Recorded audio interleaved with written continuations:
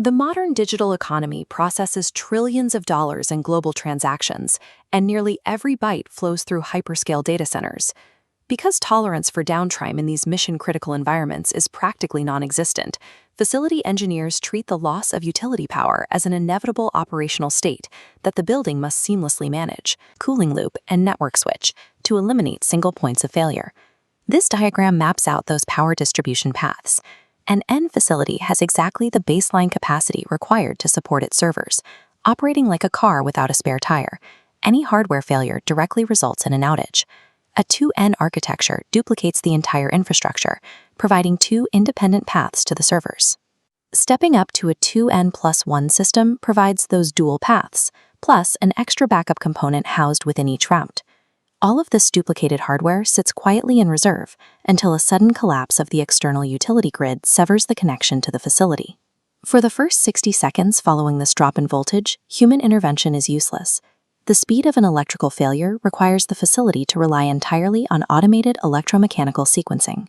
Ultimately, the loss of grid power acts as the trigger mechanism that awakens a massive localized survival ecosystem. At the exact moment the electricity cuts off, the clock starts. If the power supply to the servers drops for even a few milliseconds, the hardware will crash, routing tables will corrupt, and the facility will drop millions of active packets. To bridge this micro-temporal gap, the facility instantly relies on an uninterruptible power supply, or UPS. The UPS detects the voltage sag and immediately carries the facility's critical electrical load. Looking at this comparison, we see two ways a UPS stores energy.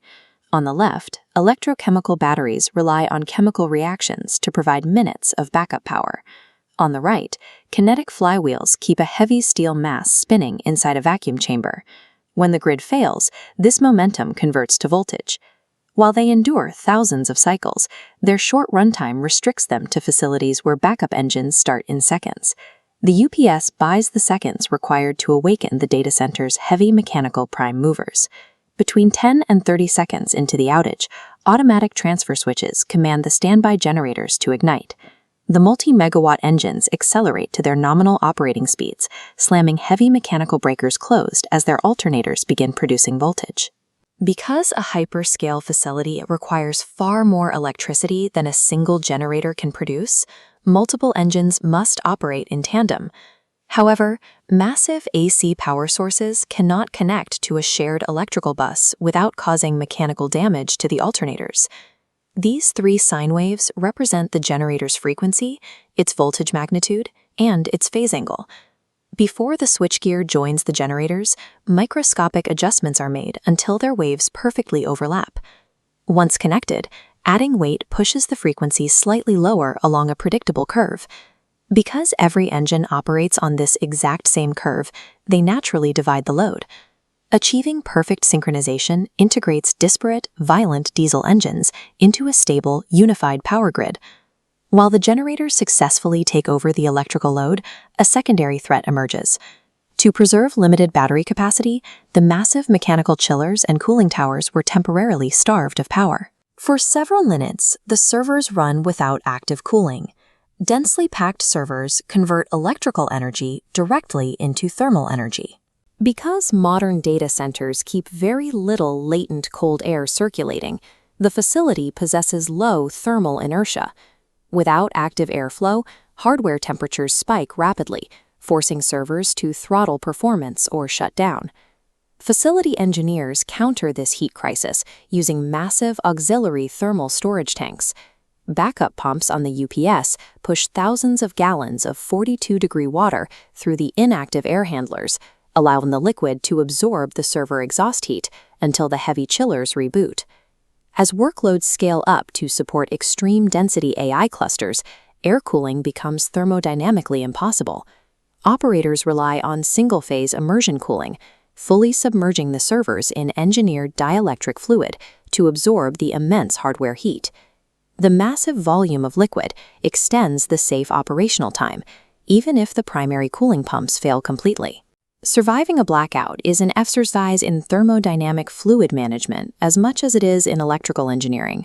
Despite heavy maintenance, a multi-megawatt diesel engine can fail to start. If the total electrical demand exceeds the output capacity of the surviving generators, the newly formed microgrid will collapse. Intelligent switchgear prevents this cascade by initiating automated load shedding.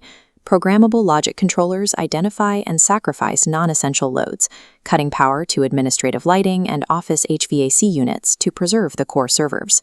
This global data topology map shows the ultimate software failsafe. If physical power generation falls short, the logical network steps in, using BGP anycast routing.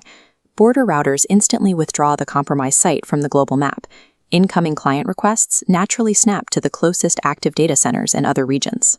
When the physical hardware cannot sustain the load, the network autonomously abandons the facility to protect the global user experience. Once the automated sequences stabilize the servers, the facility begins operating as an isolated microgrid. At this stage, the crisis shifts away from electrical engineering and becomes a massive exercise in physical supply chain logistics. To prevent operational chaos during an extended grid failure, data centers implement the Incident Command System. This management framework standardizes communication, coordinates the tactical engineers diagnosing switchgear, and controls the flow of resources into the building. The most critical resource is diesel. Standby generators consume thousands of gallons of fuel per hour under load. To keep the engines running indefinitely, the logistics section relies on ironclad service-level agreements with emergency logistics providers, guaranteeing around-the-clock fuel delivery to bypass localized shortages. But diesel sitting dormant in bulk storage is susceptible to condensation and microbial growth. Critical facilities run their reserves through automated fuel polishing systems, using high-speed centrifuges to strip out water and neutralize particulate matter, ensuring the engines receive clean fuel during the emergency. The automation handles the first 60 seconds.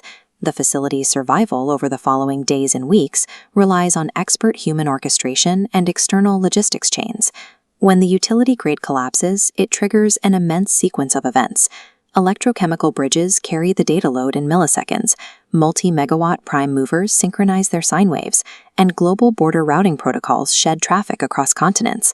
All of these systems, redundant architectures, and human engineering teams operate with a single metric of success: absolute silence. The success of these systems is measured by their invisibility. A catastrophic grid failure can occur and launch a facility into high-stakes operational defense, yet the end user's screen